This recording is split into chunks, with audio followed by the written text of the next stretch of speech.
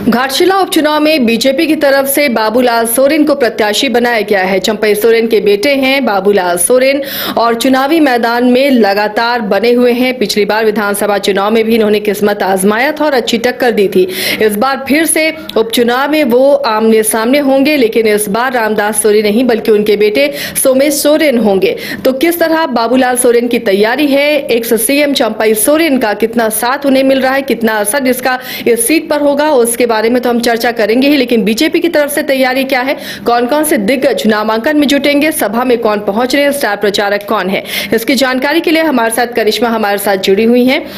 करिश्मा, बाबूलाल सोरेन के लिए भी बीजेपी पूरा दम लगाएगी। लगातार वो इलाके में चंपई सोरेन भी कैंप कर रहे हैं, खुद बाबूलाल सोरेन भी मैदान में नजर आ रहे हैं। बीजेपी की तरफ से कौन कौन से दिग्गज कल पहुंचेंगे घाटशिला और क्या तैयारी है? जी आसिया, पहले हम अपने दर्शकों को ये बता दें कि आखिर ये जो सभा को संबोधित किया जाएगा वो कहाँ किया जाएगा। तो माऊ भंडार स्थित जो फुटबॉल स्टेडियम है वहां पर तमाम जो बीजेपी के दिग्गज नेता है वो पहुंचेंगे। फिलहाल जो लिस्ट सामने आया है उसके अनुसार बता रहे आसिया कि सबसे पहले भारतीय जनता पार्टी के जो प्रदेश अध्यक्ष है बाबूलाल मरांडी वो मौजूद रहेंगे, प्रदेश कार्यकारी अध्यक्ष आदित्य साहू मौजूद रहेंगे, पूर्व मंत्री भानु प्रताप शाही मौजूद रहेंगे और बताया जा रहा है कि आजसू के जो सुप्रीमो है सुदेश महतो वो भी यहां पर मौजूद रहेंगे। तो देखिए फिलहाल जो लिस्ट आया है सामने आसिया उसके अनुसार हम अपने दर्शकों को बताएं। अब देखिए आगे ये बताया जा रहा है कि लगभग 12 बजे वो नामांकन दाखिल करने के लिए जाएंगे बाबूलाल सोरेन और उनके साथ उनके पिताजी यानी कि झारखंड के पूर्व मुख्यमंत्री चंपई सोरेन मौजूद रहेंगे, बाबूलाल मरांडी मौजूद रहेंगे, भानु प्रताप शाही मौजूद रहेंगे, सुदेश महतो उनके साथ रहेंगे और इसके साथ ही आदित्य साहू जिन्हें कुछ दिन पहले ही कार्यकारी अध्यक्ष बनाया गया है। तो इतने लोग उनके साथ मौजूद रहेंगे। जब वो नामांकन दाखिल करेंगे उसके बाद सभा को संबोधित किया जाएगा। बाबूलाल सोरेन भी अपनी बात को रखेंगे कि आखिर किस तरीके से यहाँ पर अगर बाबूलाल सोरेन जीतते हैं तो किस तरीके से काम करेंगे। देखिए कुछ दिन पहले ही भारतीय जनता पार्टी की तरफ से स्टार प्रचारक की जो सूची है आसिया उसे जारी कर दी गई थी और कहा जा रहा है कि इसमें 2 अन्य राज्यों के मुख्यमंत्री भी शामिल है, केंद्रीय मंत्री भी शामिल है और झारखंड के जो बड़े चेहरे हैं वो भी इसमें मौजूद रहेंगे। तो ऐसे में देखिए अगर हम बीजेपी की बात करेंगे तो बीजेपी इस चुनाव को बिल्कुल हल्के में नहीं ले रही है आसिया। लेकिन दूसरी ओर अगर हम झामुमो की बात करेंगे तो झामुमो 2 बार से वहां पर कब्जा जमाता हुआ नजर आया है, लेकिन झामुमो भी इस चुनाव को बिल्कुल हल्के में नहीं ले रहा है। क्योंकि आपने देखा होगा दोनों ही तरफ से जी एनडीए की बात करेंगे या फिर हम इंडिया गठबंधन की बात करेंगे तो दोनों ही तरफ से जो रणनीति है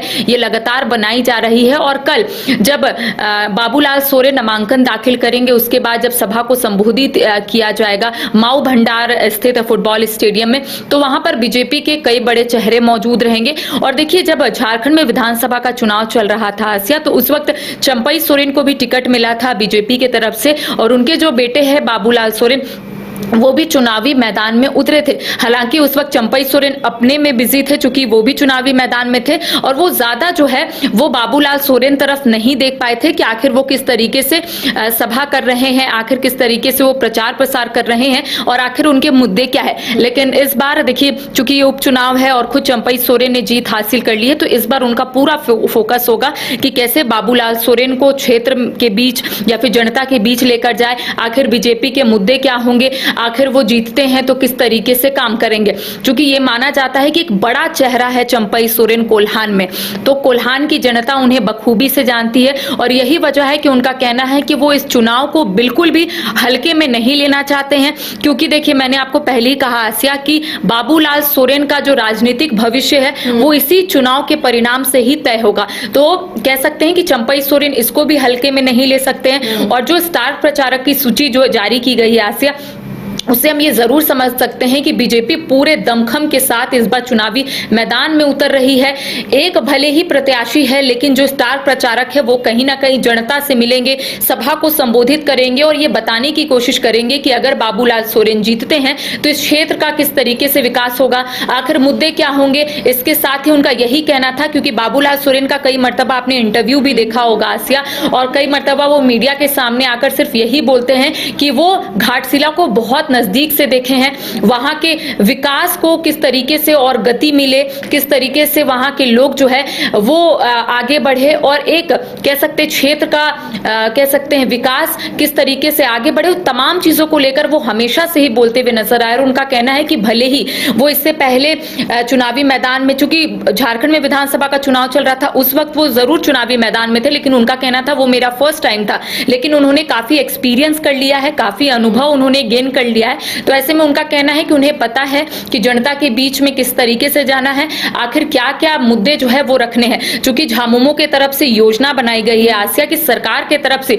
जितनी भी योजना चल रही है और जितने भी लोग इसका लाभ उठा रहे हैं, उन तमाम चीजों को लेकर जनता के बीच में जाना है। लेकिन बीजेपी की तरफ से ये रणनीति बनाई गई है कि बीजेपी उसको काउंटर नहीं करेगा। बीजेपी के पास अपने मुद्दे हैं, चाहे हम बांग्लादेशी घुसपैठियों की बात कर लेंगे, सूर्य हांसदा एनकाउंटर की बात कर लेंगे, या फिर सरकार की जो, लेकिन घाटशिला में तो बांग्लादेशी घुसपैठ वाला मुद्दा उठेगा नहीं, चलेगा नहीं। जी चलेगा नहीं आसिया, लेकिन इस बार बीजेपी की तरफ से ये जरूर रणनीति बनाई गई है कि कई ऐसे मुद्दे हैं जो झारखंड में आपने देखा होगा ज्वलंत है। चाहे आपने देखा होगा कि जो सूर्य हांसदा एनकाउंटर मामले में सरकार ने जो चुप्पी साधी थी, सरकार का कहना था कि सरकार अपने स्तर से जांच करवा रही है, लेकिन बीजेपी के तरफ से ये मामले उठ रहे थे कि इसमें पूरे तरीके से सरकार की या फिर सरकार के लोग जो है सम्मिलित है, जिस वजह से सीआईडी जांच के लिए ये लोग भाग रहे हैं। तो देखिए कई मुद्दे उठ रहे थे, लेकिन इस बार हम कह सकते हैं कि कल जब वो सभा को संबोधित करेंगे तो ये बताने की जरूर कोशिश करेंगे कि बीजेपी किस तरीके से काम करती है और बीजेपी की रणनीति या फिर उनकी रणनीति क्या है क्षेत्र को लेकर,